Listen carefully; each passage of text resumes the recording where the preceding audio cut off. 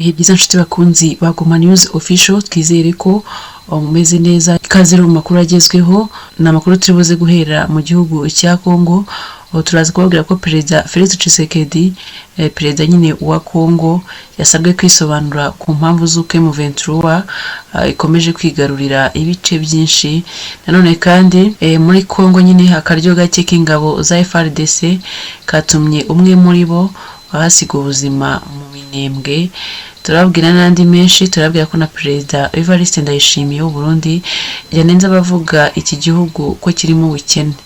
Turabwira n'andi menshi, hizi ni ingingo mu kanya turaje tuyarambure. Ikaze nanone mu makuru yacu ku buryo urambuye, n'amakuru tugiye guhera mu gihugu cya Congo. Turabwira ko Perezida Félix Tshisekedi, perezida wa Congo, yasabwe kwisobanura ku mpamvu z'uko M23 ikomeje kwigarurira ibice byinshi. Ni ihuriro rya Ramuka rihuriyemo n'imitwe ya politike irenga 10 itavuga rumwe n'ubutegetsi bwa Perezida Félix Tshisekedi, ryasabye Tshisekedi gutanga ibisobanuro ku buryo M23 itazongera gufata kandi gace nyuma ya Kanyabayonga. Agace ka Kanyabayonga gaherereye muri teritwari ya Rubero n'iya Rucuru mu ntara ya Kivu y'Amajyaruguru.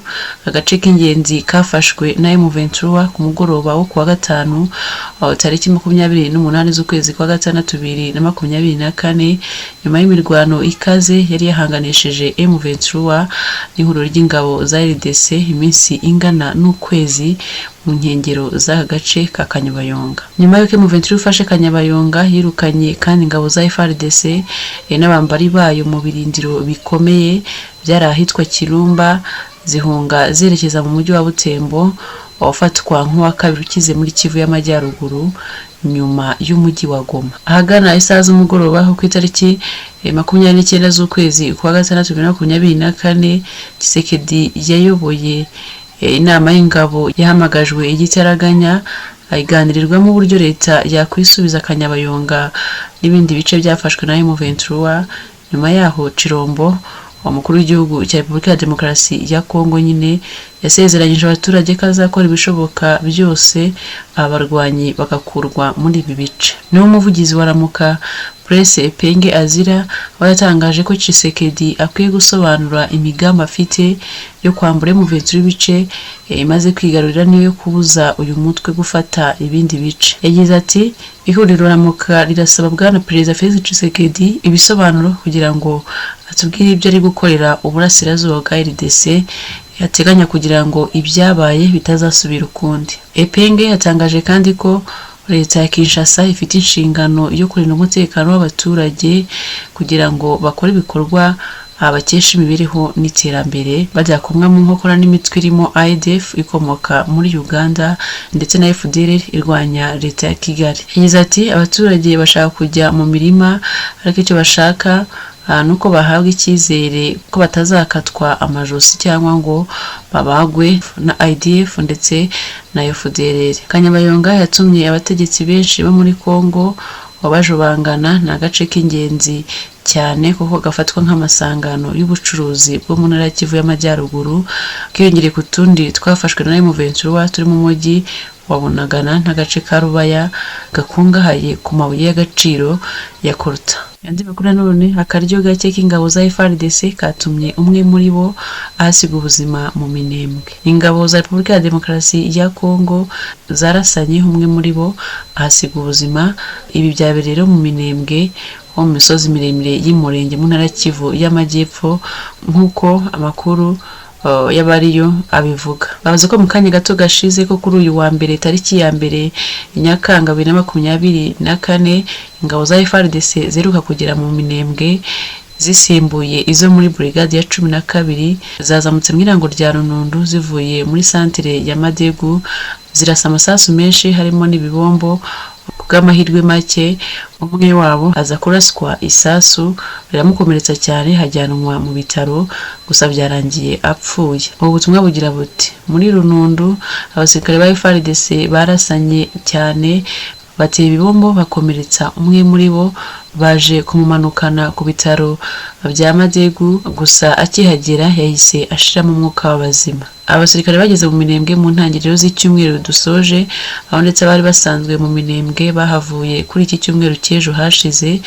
Bakigera mu Minembwe batangiye ibikorwa bibi byo guhohotera abanyamurenge, kuko bahise bafunga abasore babiri b'abanyamurenge, ndetse kandi ku wa gatandatu bakoze iki gikorwa cyo kurasagura amasasu hejuru. Nk'uko byasobanuwe nuko iryo rasagura babikora mu rwego rwo gucokoza twirwaneho, kuko no mu kurasa aya masasu baherekezaga mu bice biherereyemo imihana irimo iya twirwaneho, ndetse kandi binavugwa ko abasirikare ko batumwe muri ibyo bice kugira ngo barwanye abanyamurenge birwanaho. Andi makuru nuko Martin Fayulu yaburiye abanyekongo ikintu gikomeye muri iki gihe bugarijwe n'intambara. Nahagana ku munsi w'ejo hashize tariki 30 z'ukwezi kwa gatandatu 2024 ubwo RDC yizihizaga umunsi w'ubwigenge ku nshuro ya 64.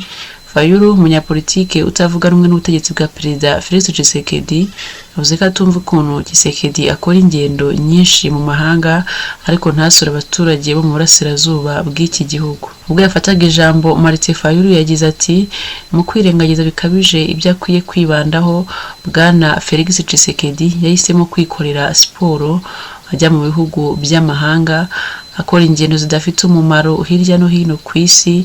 Yanze kujya muri Beni, Butembo, Goma, Mugwaru ndetse n'ahandi. Yanavuze kandi ko uyu muperezida akomeje gucamo abanyekongo mwo ibice yifashishije amoko, kandi ko ngo ari gutekereza guhindura itegeko nshinga kugira ngo agume ku butegetsi, nyamara ngo ntibizamuhira. Yagize ati, kuri we kugira ngo agere ku mugambi we yanyura hejuru y'imibiri amamiliyoni y'abanyekongo bajya mu mihanda kumufungurira inzira. Martin Fayulu yagaragaje ko ubutegetsi bwa Perezida Felix Tshisekedi bukomeje gukandamiza abanyekongo batavuga rumwe nabwo.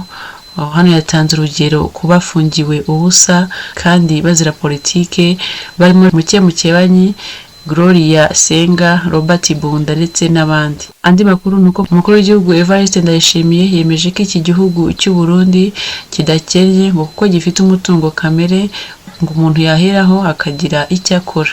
Yagize ati, ushobora guhera ku butaka buhingwa, amazi n'ibindi, mu gihe wabikoze neza ukiteza imbere bizakorohera kandi ko usanga ntacyo wahombye. Evariste Ndayishimiye yavuze ibi ubwo iki gihugu cyari mu muhango wo kwizihiza ku nshuro ya 62 umunsi w'ubwigenge.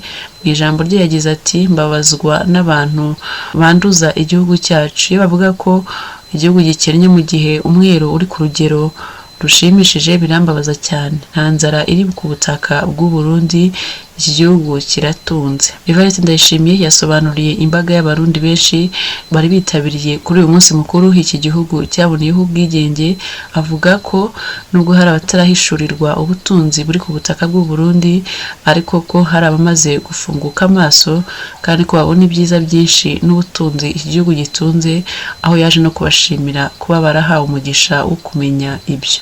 Yagize ati, sinahwema gushimira abarundi b'incabwenge abakuriweho agatambaro bamenya aho ubutunzi bw'igihugu buri. Bamwe bagiye mu buhinzi, abandi mu bworozi. Nizera neza ko bazakora ibyo ngibyo neza kubera igihugu cyacu gitunze, bamaze kubona ubutunzi bw'iki gihugu. Gusa ibinebwe byo bizahura mu gutuka ibyo batazi. Ibi abivuze mu gihe amashyirahamwe yo muri iki gihugu atandukanye n'abarundi benshi bikorera ku giti cyabo bamaze igihe bivovotera ingoma ya Perezida Evariste Ndayishimiye, ahanini bayinenga ko ubushomeri bwarushijeho gukaza umurego ku rubyiruko rwinshi, harimo lisansi imaze igihe yarabuze n'ibindi bibazo byinshi birimo inzara, ndetse hano usanga abarundi benshi bararwaye amavunja kubera ubukene bwinshi. Ndayishimiye yasoje asaba abarundi gukorera hamwe kugira ngo barusheho kwiteza imbere, ndetse kandi yabibutsa kwitegurira amatora yo mu mwaka wa 2025. Ndabashimiye cyane mwe tubanye muri aya makuru. Amakuru yacu nakagaruka, mukomeze mukore subscribe, like, share na comment kugira ngo tujye tubana mu makuru yose. Mugire ibihe byiza.